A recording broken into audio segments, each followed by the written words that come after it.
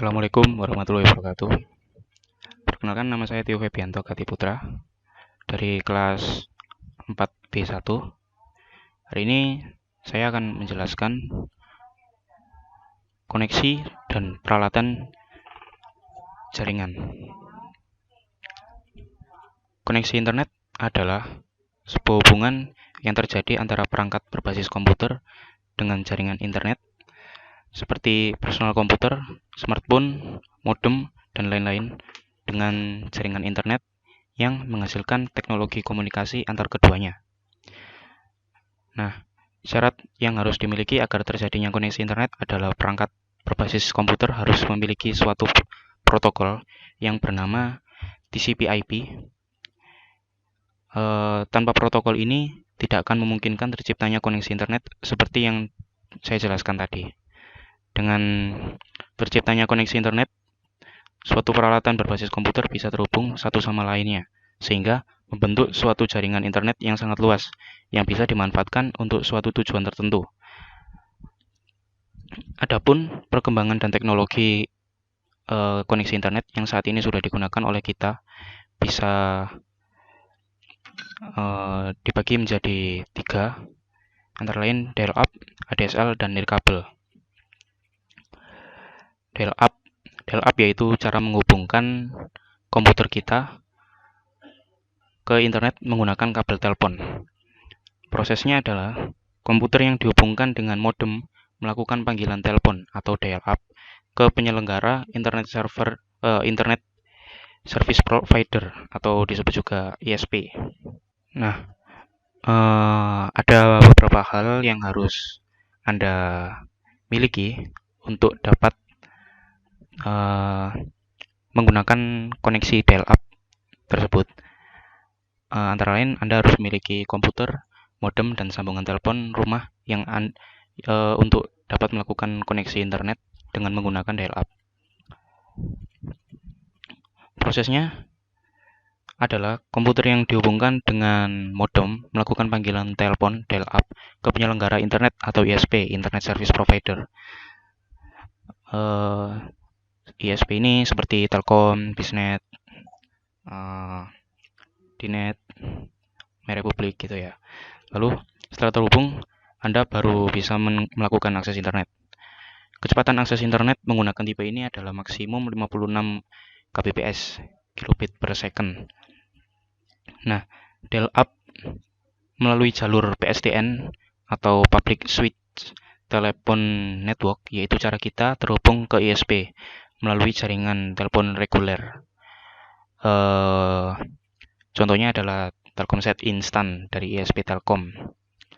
Lalu ada pun juga kelebihan koneksi dial-up. Koneksi ini paling mudah untuk dilakukan karena kita hanya perlu memasang perangkat yang ada, lalu melakukan dial-up dari telepon. Lalu modem yang digunakan umumnya murah, karena fitur dari modem tersebut masih sedikit pada waktunya. Jadi harga masih relatif murah. Adapun juga kekurangan koneksi dial-up.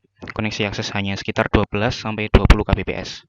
Lalu telepon rumah yang digunakan untuk koneksi internet akan berstatus sibuk jika ada panggilan masuk dan begitu sebaliknya. Jadi kalau misal kita lagi internetan, telepon rumah akan jadi sibuk. Begitu pula dengan sebaliknya, kalau misal kita lagi menggunakan telepon rumah, maka koneksi internet tidak bisa digunakan. Lalu ada pun juga yang kedua, ADSL, Asymmetric Digital Subscriber Line, adalah suatu teknologi modem yang bekerja pada frekuensi antara 34 kHz sampai 1104 kHz. Ini adalah penyebab utama perbedaan kecepatan transfer antara modem ADSL dengan modem konvensional yang bekerja pada frekuensi di bawah 4 kHz. Keuntungan ADSL adalah memberikan kemampuan akses internet dengan kecepatan tinggi dan suara atau fax secara simultan. Jadi kalau di dial-up tadi itu dijelaskan kalau misal kita menggunakan telepon rumah, kita tidak bisa menggunakan internet Begitu sebaliknya, kalau di ADSL kita bisa menggunakan keduanya, karena di ADSL ini terdapat pembagian frekuensi menjadi dua, yaitu frekuensi tinggi untuk mengantarkan data dan frekuensi rendah untuk mengantarkan suara serta fax.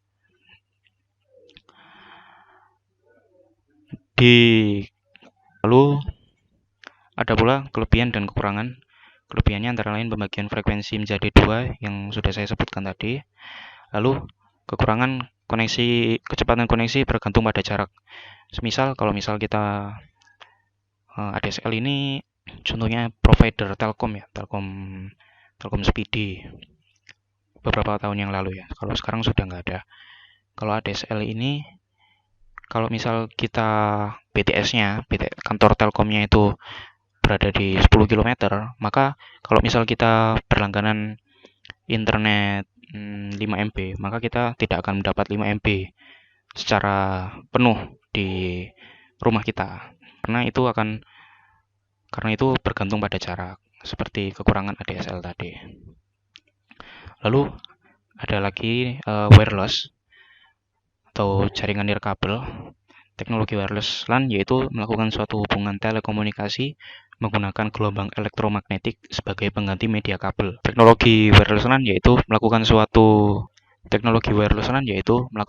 hubungan telekomunikasi menggunakan gelombang elektromagnetik sebagai pengganti media kabel. Dalam terminologi jaringan, nirkabel merupakan istilah yang digunakan untuk menggambarkan jaringan komputer manapun di mana tidak ada koneksi kabel fisik antara pengirim dan penerima, melainkan dengan menggunakan jaringan yang terhubung oleh gelombang radio atau gelombang mikro untuk bisa melakukan komunikasi data. Jaringan nirkabel menggunakan peralatan khusus seperti NIC, AP atau access point, dan router sebagai pengganti kabel, tembaga, dan serat optik untuk beraktivitas. Kecepatan proses penerimaan data yang menggunakan teknologi wireless ini bergantung pada jarak tempuh. Akan menjadi lebih lambat jika penerima berada jauh dari tempat transmisi data tersebut. Jenis transmisi yang satu ini menggunakan radiasi elektromagnetik ketika harus menghantarkan data di tempat yang sulit dijangkau. Jadi kalau misal access point ada di ruang tamu dan kita ada di luar rumah, itu akan mempengaruhi speed dari koneksi internet kita. Seperti itu. Selanjutnya ada pula kelebihan wireless. Selain banyak perangkat yang bisa dihubungkan dalam satu sistem jaringan tanpa perlu bantuan kabel transmisi. Banyak perangkat yang bisa dihubungkan dalam satu sistem jaringan tanpa perlu bantuan transmisi. Lalu jangkauannya lebih luas dan tidak menetap di suatu tempat saja. Ini karena media komunikasi datanya menggunakan gelombang radio atau gelombang mikro. Lalu ada juga tidak ada batasan port untuk pengguna media transmisi. Batasan hanya terdapat pada IP host yang ada di setiap kelas IP. Kalau misal pakai untuk lokal ya kelas C atau D. Lalu ada pula kekurangan wireless. Kecepatan transmisi data akan berkurang dikarenakan jangkauannya yang tersebar luas dan tidak terfokus ke sebuah titik transfer saja. Membutuhkan biaya yang lumayan mahal untuk pemasangan media ini. 3. Kekuatan signal transmisi data akan bergantung kepada faktor eksternal seperti cuaca.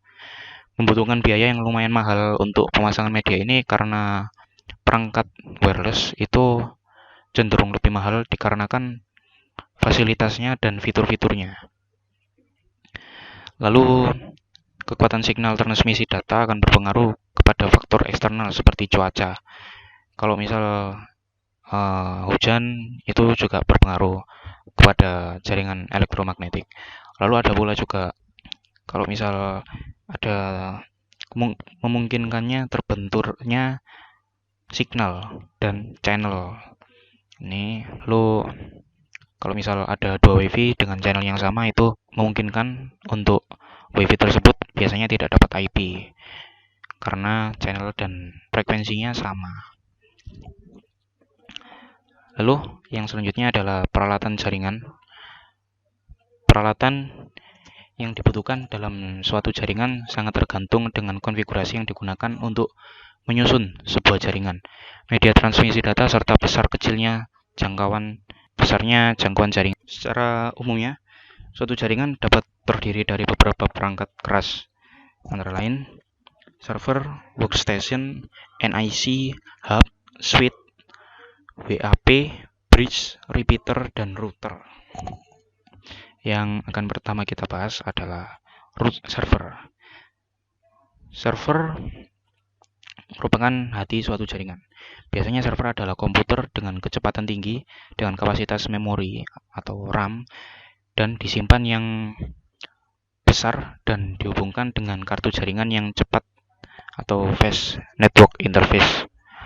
Dengan kecepatan tinggi, dengan kapasitas memori RAM dan penyimpanan yang besar ini dikarenakan server akan diakses oleh banyak workstation atau klien.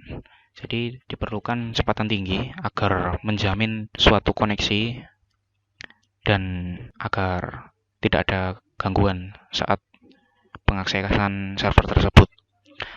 Peralatan yang digunakan sebagai server biasanya dipilih peralatan yang memiliki kualitas yang tinggi, sehingga server mampu beroperasi terus-menerus tanpa henti untuk melayani permintaan. Sistem operasi jaringan juga dipilih untuk bekerja pada komputer tersebut bersama perangkat lunak, aplikasi, dan file yang diperlukan. Selanjutnya ada workstation. Semua komputer yang terhubung dengan server pada jaringan disebut workstation atau klien. Workstation merupakan komputer standar yang dikonfigurasi menggunakan kartu jaringan, perangkat lunak, jaringan, dan kabel yang diperlukan. Beberapa workstation tidak membutuhkan simpanan lokal seperti floppy disk atau hard disk. Hal ini disebabkan karena semua file kerja dapat disimpan pada server. File-file kerja seperti jadi database-nya terdapat di server, jadi dia di workstation cuman ada sistem, ada penyimpanan sistem saja. Di sini dijelaskan kabel-kabel yang diperlukan itu seperti kabel LAN.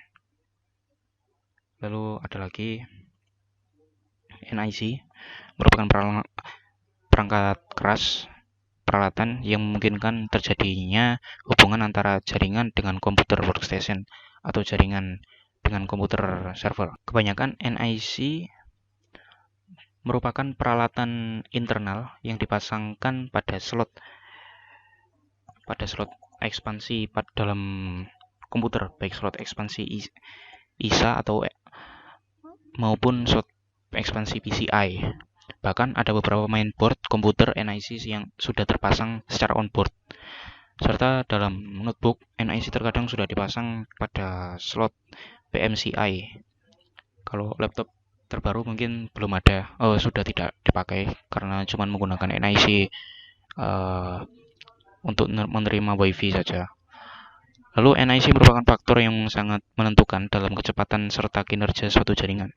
Ada beberapa macam NIC yang sering digunakan dalam jaringan, yaitu kartu NIC untuk token ring, local talk, Ethernet, dan WLAN. Lalu selanjutnya ada hub, adalah alat yang menyediakan titik pusat hubungan untuk kabel dari workstation, server, dan peralatan jaringan lainnya. Hub merupakan pusat koneksi semua node jaringan. Semua peralatan jaringan dihubungkan satu dengan yang lainnya melalui hub. Hub bertindak sebagai titik pengendali untuk aktivitas sistem, pengelolaan, serta pengembangan jaringan. Pengembangan jaringan di sini dimaksudkan kalau misal ada penambahan komputer dan penarikan kabel baru, itu maksudnya pengembangan jaringan. Selanjutnya ada switch, adalah alat yang digunakan untuk menghubungkan beberapa LAN yang terpisah serta menyediakan filter paket antara LAN. Switch adalah peralatan multiport, masing-masing mendukung satu workstation, jaringan Ethernet atau jaringan token ring. Lalu selanjutnya ada WAP atau wireless access point, adalah perangkat yang berfungsi melayani yang berfungsi sebagai pusat komunikasi data dalam jaringan WLAN, wireless LAN.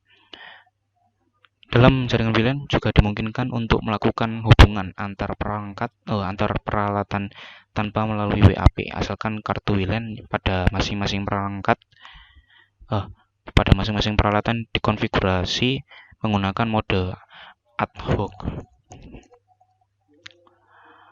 Pada mode ini hanya dapat dilakukan komunikasi antar tiga peralatan jaringan. Selanjutnya ada router. Adalah sebuah alat yang berfungsi mengubah informasi dari suatu jaringan ke jaringan lain. Router akan memilih jalur terbaik untuk melewatkan suatu pesan berdasarkan pada alamat tujuan dan alamat asal. Kegunaan router yang lebih penting adalah dapat mendengarkan kondisi seluruh jaringan dan menentukan apakah bagian jaringan dalam kondisi sibuk sehingga dapat mengarahkan data pada bagian yang diinginkan secara baik sampai selesai. Yang dapat dilakukan oleh router adalah mengarahkan lalu lintas isyarat secara efisien, mengarahkan pesan antara dua sembarang protokol, lalu mengarahkan pesan antar topologi jaringan yang berbeda, lalu mengarahkan pesan melintasi tipe kabel yang berbeda. Fungsi router biasanya terdapat pada perusahaan-perusahaan dikarenakan fitur firewall-nya yang sangat kuat. Terdapat firewall, lalu juga ada proxy untuk filtering, untuk caching gitu. Baik, itu semua, sekian dari saya. Kurang lebihnya mohon maaf. Assalamualaikum warahmatullahi wabarakatuh.